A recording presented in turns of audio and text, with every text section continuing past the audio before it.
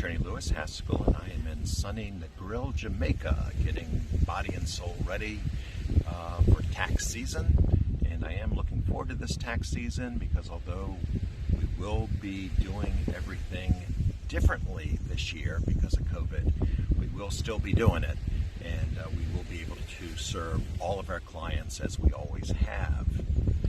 I just made a video talking about the gig economy, gig workers, specifically gig drivers, and some of the tax issues that they face, and the need to be prepared.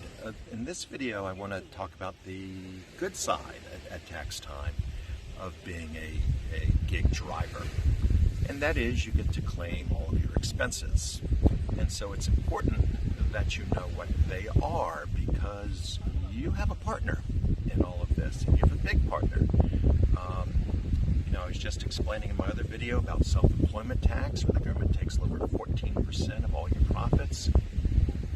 So if you're in a 24% federal bracket and you got the 14%, that's 38%. The state of Massachusetts wants 3%.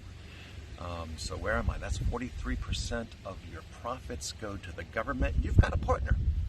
You always thought when you made money your wife was your partner, but no, your Uncle Sam's the big partner. Then your wife gets what's left and you get to buy coffee. But be that as it may, your partner knows everything you make because you're going to get a 1099 and your partner's going to receive the 1099, Uncle Sam, and they're going to know all your revenue. If you don't tell them your expenses, your partner doesn't care about that. And in fact, I have had some people come into my office where they received letters from Uncle Sam basically saying, we want to tax you some huge amount of money. Here's your 1099. We've calculated the 43% or whatever. Pay us. However, you're welcome to show us what your expenses are. For a gig driver, the big expense, of course, is going to be mileage and cost of the car. I will say that I attended a seminar sponsored by the IRS in which the IRS asserted that Uber drivers are taxi drivers and therefore they cannot take standard mileage, they must take actual expenses.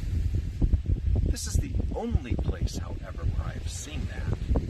And everybody else says that they can take standard mileage, and I've certainly taken standard mileage for Uber drivers and Lyft drivers in my office. But I would urge such drivers to at least keep their gas receipts, their repair bills, their insurance, all this good stuff, just in case. However, part of the good news about mileage is that Uber and Lyft will tell you at the end of the year, a lot of these companies will tell you, Amazon, DoorDash, whatever, about your in-service miles. Now, be aware that not all of your deductible miles are in-service miles. For example, positioning miles are not in-service miles. In-service miles are from the time that you accept a ride till the time that you drop off the ride. But you may have some other business miles, legitimate miles, that do not show up on that Uber statement or that Lyft statement. But these are important. I'm not sure what the 2020 write-off is, but they'll be in the neighborhood of 54 cents a mile, so it's a big deal. Because you have this, technically car washes are included in the standard mileage, but I would say to itemize that. Again, I think that there's an argument to be made that you're keeping your car especially clean and that you're entitled to that. Air freshener. If you're giving your passengers candies or bottled water or whatever, that's deductible. What's not deductible, by the way, is giving yourself bottled water or a meal. The people who I've had come to me came to me, I think, because their tax preparers took meals and things like that, and they're not supposed to. But there are a lot of other expenses.